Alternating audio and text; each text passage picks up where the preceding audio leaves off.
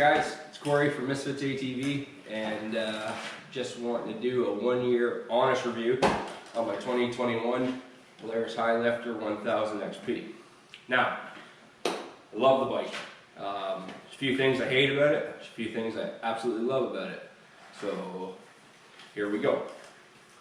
The good, I made a little list. The great thing about this bike that I like, mid-range power. I love it. It just seems to work good after the 15-20 km an hour when you're bogging. It just chews up the trail. I love it that way. Having said that, the bad, I wish this thing was clutched a little harder in the very bottom. Just that extra little hit to it, right? When you start out in the hole. Another thing I do love about it, the rad's real up high. Well, that's a Highlifter thing, but I've only ever got this bike hot once. I was road running after a ride on the way home. Everything was jammed up real hard underneath, blocking a bit of the airflow. But in a year's ride, that is all I've had happen. And literally I come home, I give it a quick rinse, away I went again, it was fine. One thing I really hate about the Polaris is, now I also have a 2018 Sportsman 850 SP. I don't like the fact that it seems like every 3 or 4 months I have to put a starter on my bike. This starter, I'm at about 1200K and I'm on its 3rd one, just put it in last week. I don't know why. Polaris, I shouldn't have swore. Get your stuff together, Polaris. I did some extra sealing around it. They say it leaks in through the solenoid wire into the bottom of the starter. I seal it up as best I can. Hopefully this time it goes.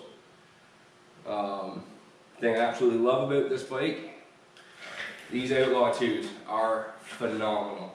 They're heavy, yes, but Derek has a 2019 850 Highlifter edition, and I mean, we've road run a lot, and his tires aren't even down hardly at all. Yes, they are heavy, but they do paddle you up. They're awesome for skeg. They're awesome in any mud situation, water especially. You just burp the throttle, and the thing crawls up and just wants to wheelie. I really love these tires. I would not shy away from them. If I do build the bike up bigger, I'll put the same tires on it, but I'd probably just go to 32s, and that would be the only thing I'd change with this setup. I did have a bit of a belt leak last week. The back side of the belt was leaking. Apparently it's a bit of a common problem with these bikes. Not that big of a deal, other than take your clutches off, your primary and secondary. But other than that, put the RVT to it, clean it up extremely good, as best you can. Take your time, stick it back on. And I was down in the lake for about 20 minutes or better pulling wheelies, didn't leak. So I think I got it. Hopefully I don't have to do it again. Time will tell. I got notes here too. I bought, one second, I'll grab it. I bought an MBRP slide-on muffler. Give it more sound, because everyone knows I don't like the cow-udder setup this bike has. However, I put it on, sounded a lot better, but when you seem to be riding and you let off the throttle, it backfires really hard. And I just don't like the way it sounds. I talked to a mechanic and he said, take it off, wait till you get it flashed, which is happening. I'm going to get it flashed here in the next couple weeks. I'm also going to get a wrap done by a guy. There'll be more on that in the future. I'll probably film it. But she's going to get a great transformation here soon.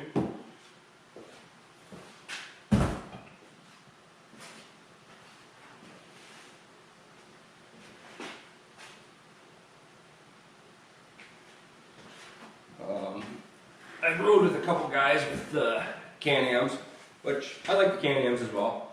Everyone has their personal preference. Everything has its weakness. I noticed when we were riding, every time someone went to pull a winch on a Outlander or XMR, which happens, everyone's bogging hard and playing, right? Can-Am guys seem to be sticking their hands down in here to get the winch pulled. I don't like that. Like a Highlifter, you just walk around, click it there, yank, your hands are hardly in the water, you know, where they're, you know, putting their arm in the water to pull the winch. Which, it is what it is on that, but I do love this front bar setup. It is awesome. Small thing I don't like, now it just could be my bike, seat. The seat took a rip. I'll give you a bit of a pan on it. Now I do have a couple 8-year-old boys that I take and a 3-year-old daughter. But right here, guys, see that? I don't know if it's from them sitting ahead of me, but silly place for it to rip in my opinion.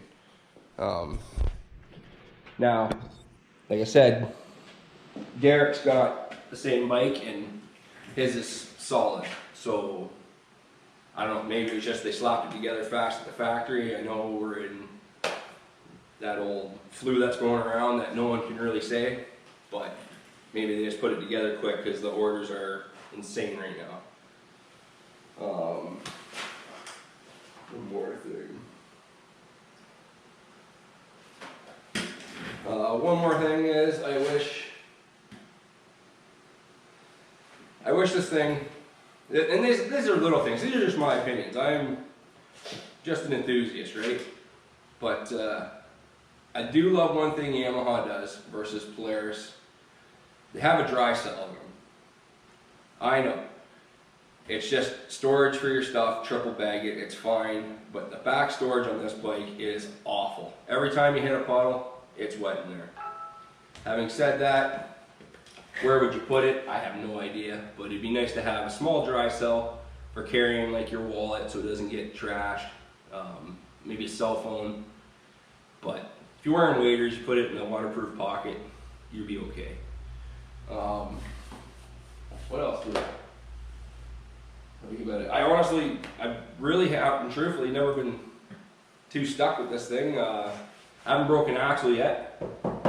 I know it's gonna come someday, but right now I haven't broken axle, I haven't blown a belt, which is good. Now it's still fairly new, but we do ride them hard.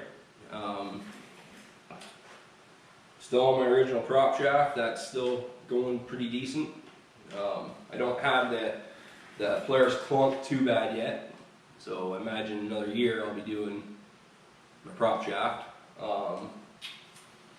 Other than that, you know, I really like the bike. The thing that, like I said, makes me feel the worst is the starters on these things are just garbage. I mean, now Derek's never had to do his, and his bike's been sunk in every bog hole this side of the world.